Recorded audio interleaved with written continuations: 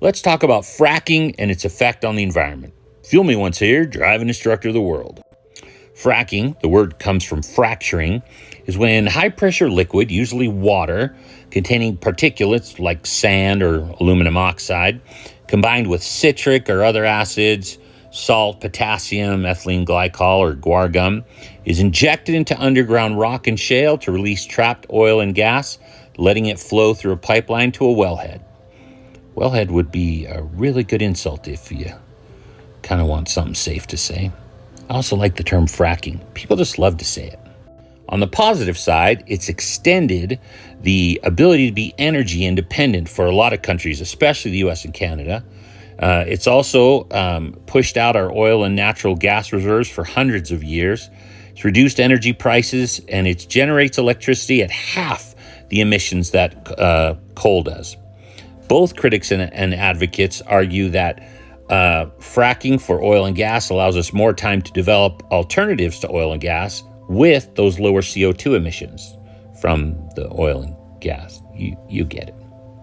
Remember, we now produce lower emissions than we have ever in the past, especially from 40 years ago when we were first starting to measure that. So, because it has a lower cost than traditional drilling, fracking also allows more municipalities, more regions, more countries to produce their own fuel. And we're still developing the technology. It's adaptable also to already existing wells, so it increases the production we can get out of those.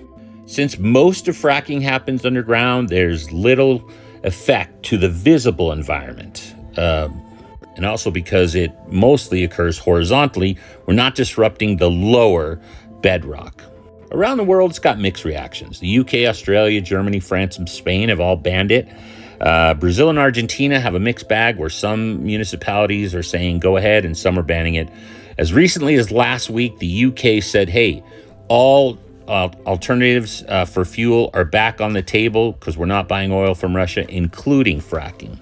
The dangers are that if not controlled, there could be an underground oil spill. A small one, but still could affect the groundwater, the surface water, and of course land and animals. This is not like a big tanker spill, but still it's something to be concerned about. I thought you should know. Even more problematic now, we have conflicting studies, private and government, that say it's safe, it's bad for the environment. Something we need to be wary about. Another concern, it may cause tremors, so we have to now monitor for both seismic activity and release of any methane gas that may be caused from fracking. Studies contradict that too. So far, no major disastrous effects from fracking. One day, it's going to be so prolific, everyone can go frack.